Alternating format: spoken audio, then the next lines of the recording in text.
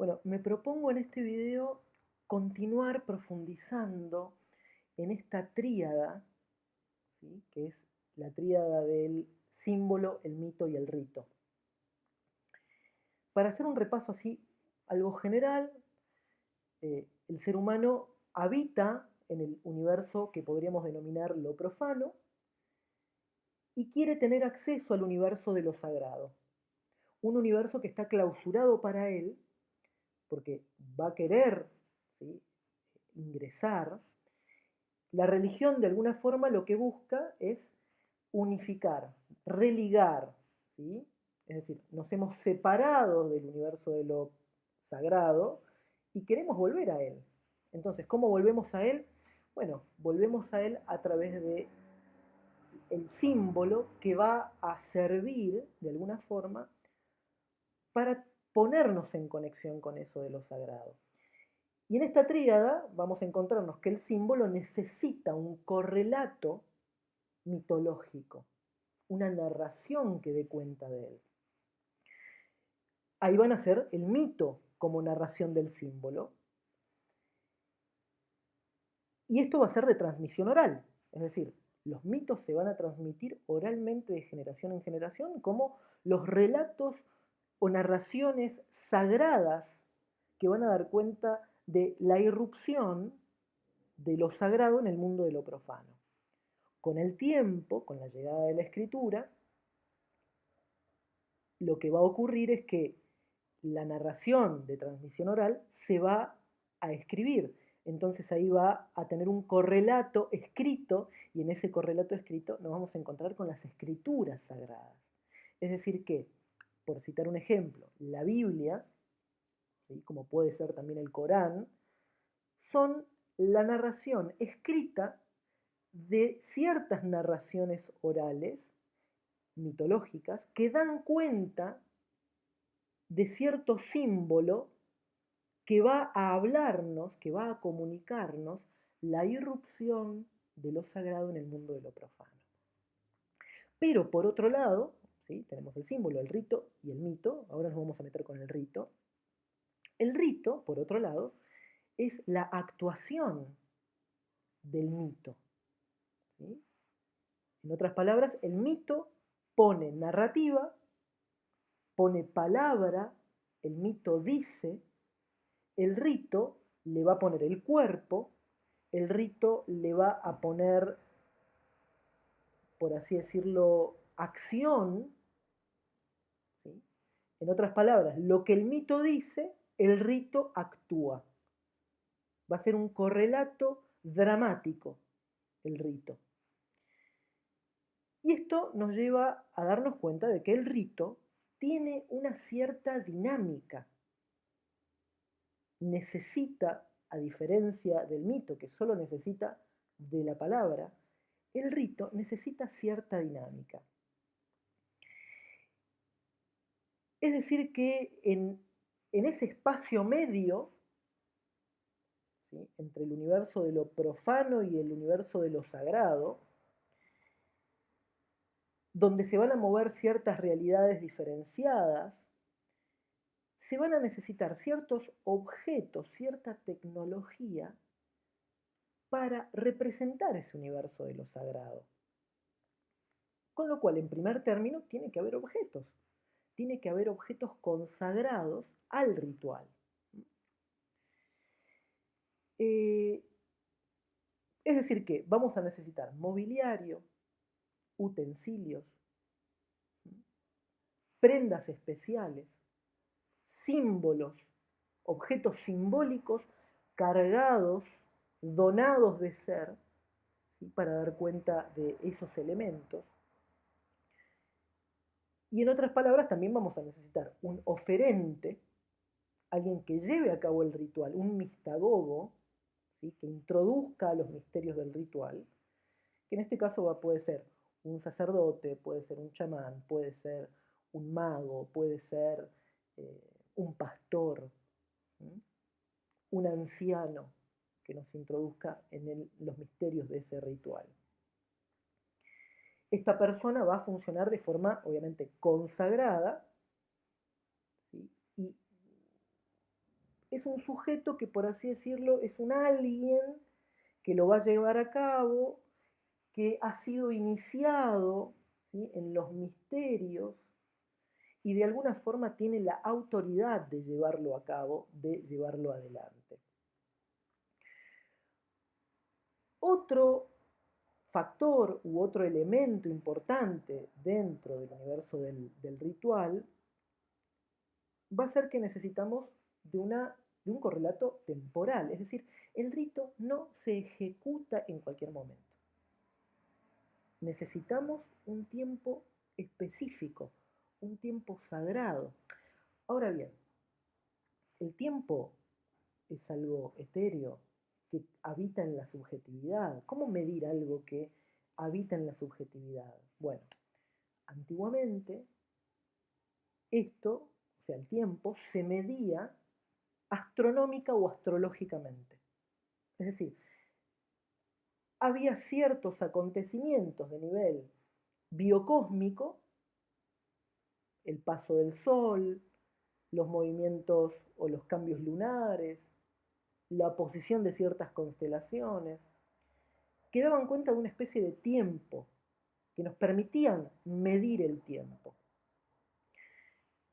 Es por eso que hay ciertos momentos especiales del año que van a ser susceptibles de ritual. Vamos a ver dos ejemplos. El primero es la Pascua.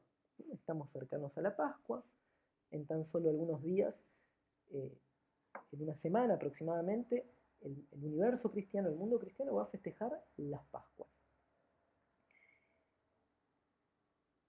Coincidentemente, en Palestina, así como en el hemisferio norte, nos vamos a encontrar con el llamado equinoccio.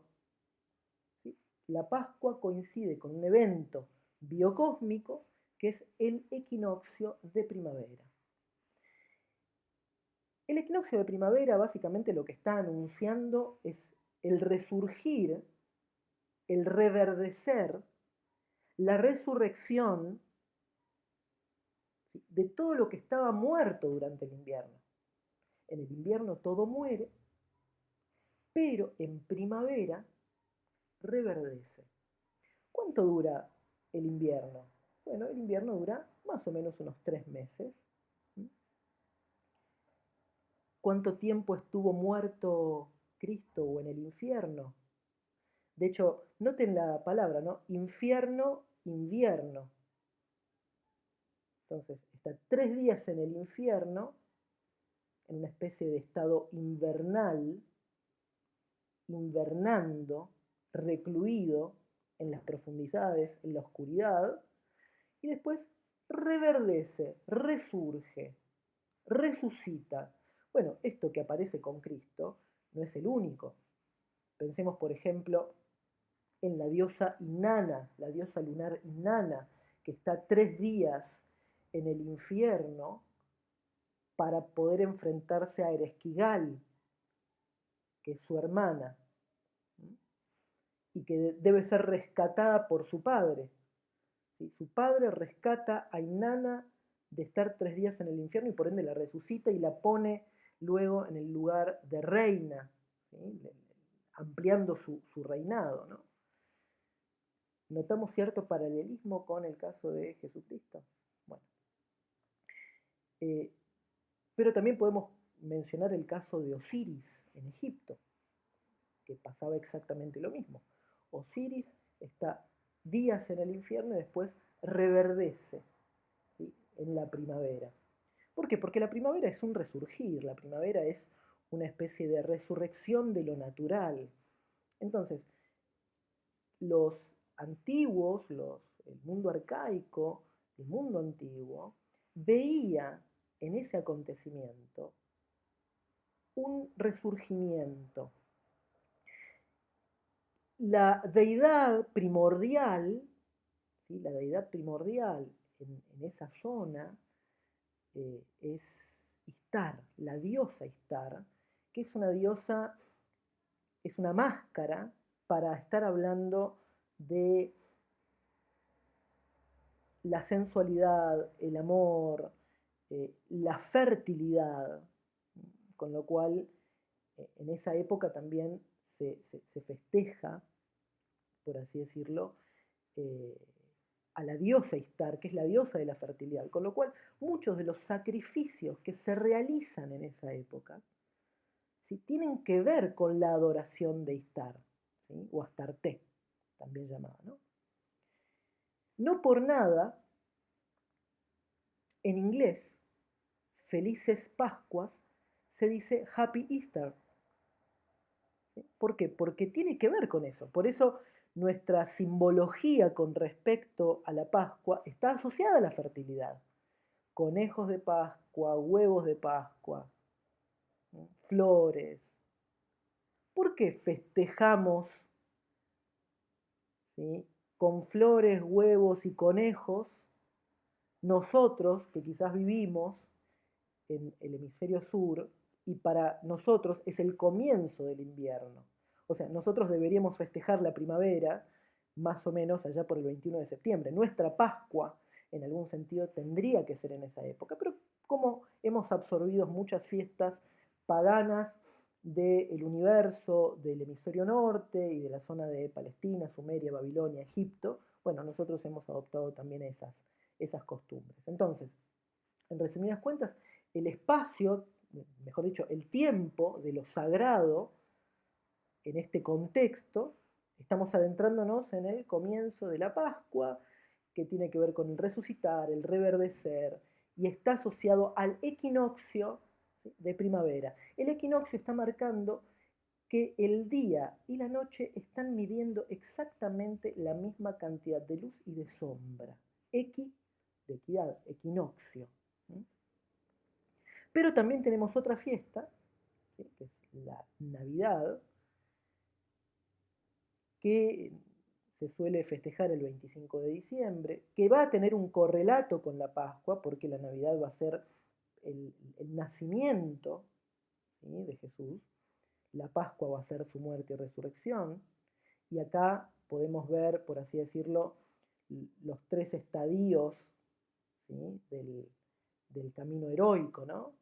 Tenemos el nacimiento, la cosmogonía, los 3 años de Jesús, desde 3 años, 3 meses, ¿sí?, desde diciembre a marzo, abril, 3 años y medio, 3 meses de ministerio, ¿sí?, donde él se va a enfrentar a pruebas, donde él se va a enfrentar a los fariseos, a los saduceos, a los escribas, después va a morir, va a ir al infierno y luego va a resucitar. Estamos viendo también el correlato a nivel astronómico. El Sol nace, está en su cenit y después entra en declive, el ocaso, muere para luego resucitar. Este mismo correlato circular, temporal, va a aparecer en la Navidad. En la Navidad va a ser la cosmogonía del Dios, y va a aparecer el Dios y luego va a morir. Pero originalmente, como es sabido para cualquier persona con cierto grado de cultura general, Jesús no nace el 25 de diciembre, es la absorción de una fiesta. ¿Qué fiesta se absorbió? Bueno, las Saturnalias o el nacimiento del Sol invicto en Roma. De hecho, el 25 de diciembre se propone 400 siglos, casi entre 300 y 400 años, no siglos, entre 300 y 400 años después de la muerte de Jesús. Se termina declarando por un consenso en un concilio, con lo cual no estamos hablando del nacimiento real, ¿sí? En otro quizás video puedo contarles cómo se llega a esa fecha, pero en este caso no es lo que me interesa manifestar. Lo que sí me interesa manifestar es que hay un ritual, ¿sí?, que es la Navidad, que en algún punto está marcado por un acontecimiento temporal, que es el solsticio de invierno, marcando que el día tiene menos cantidad de horas de luz con respecto a la noche.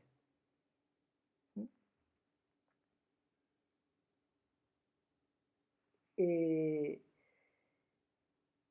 Originalmente se creía que ese día, bueno, nacían los dioses. Un dato importante es que el 25 de diciembre, para los judíos de Palestina del primer siglo y posteriores al siglo II, se realiza el festejo del Día de las Luces, se festeja con candelabros. O sea, hay un correlato interesante ahí con respecto a los días de luz y los días y las horas de luz y las horas de oscuridad, porque ese día se festeja el, el- el Día de las Luces, un 25 de diciembre, más o menos. Recordemos que tenemos que dar cuenta de que hay calendario lunar y calendario solar, bueno, pero más o menos es el mismo día. Con lo cual hay un correlato en Palestina de una fiesta que tiene que ver con la luz y la oscuridad. Muy bien, esto es con respecto, y en resumidas cuentas, a este segundo factor. Entonces, el primer factor tiene que ver con ciertos utensilios, ciertos objetos que nos van a unir a lo sagrado, que va a estar llevado a cabo por un mistagogo, un sacerdote, un pastor, un mago, un chamán. En segundo término, tiene que haber un tiempo, no es un tiempo cualquiera, es un tiempo cósmico, es un tiempo que va a coincidir con determinados momentos claves a nivel astronómico astrológico. Y en tercer lugar, necesitamos de un espacio, no cualquier espacio. Tiene que ser un espacio consagrado, un espacio donde se haya existido, donde se haya manifestado una hierofanía, que haya habido una aparición, una irrupción de lo sagrado en el mundo de lo profano. A este espacio, Mircea Eliade lo va a llamar un lugar axial, lo va a llamar ónfalo. ¿Qué quiere decir ónfalo? Ombligo. ¿Por qué? Porque en ese espacio, en ese lugar, en ese espacio, va a funcionar como centro donde va a girar la existencia de esos individuos y se va a considerar como un núcleo energético de conexión con lo sagrado. Un ónfalo lo vamos a tener, por ejemplo, en el monte Sinaí, para los israelitas post-éxodo. Lo vamos a tener en Betel, que es donde Jacob unge la piedra para hablar de que en ese lugar es la casa de Dios. Lo vamos a tener también en Jerusalén. Por eso, durante muchísimos siglos, Jerusalén en los mapas figuraba como el centro del mundo, donde estaba el templo, donde está el templo, ¿no? El templo actual, que es el templo de Herodes. Pero así como tenemos en Jerusalén, por así decirlo, para los cristianos y para los musulmanes, el centro, el ónfalo, y los judíos también, ¿sí? El centro es Jerusalén, ¿no? La Tierra Santa, ¿sí? La Tierra Santa que va a funcionar como un espacio axial, se ha descentralizado y se ha buscado otros centros más cercanos, que pueden ser un templo, pueden ser, por ejemplo, para los antiguos griegos, un bosque, un valle, ¿sí? Por ejemplo, los ritos a Dionisos se realizaban de noche en el bosque, ¿sí? O sea, las orgías se realizaban a plena noche y en el bosque, a la luz de la luna. Eh, con lo cual, con esto, tenemos otra vez una tripartición, es decir, el rito va a necesitar, en principio, de objetos y una persona que lo lleve a cabo con un ropaje especial. ¿Sí? Este ropaje especial, por ejemplo, en el caso de los sacerdotes católicos, va a ser con el cuellito, la sotana. En el caso del sacerdote hebreo o judío, para ingresar en el tabernáculo tenía que llevar un pectoral llamado efod, ¿sí? Con 12 piedritas que representaban a la nación de Israel.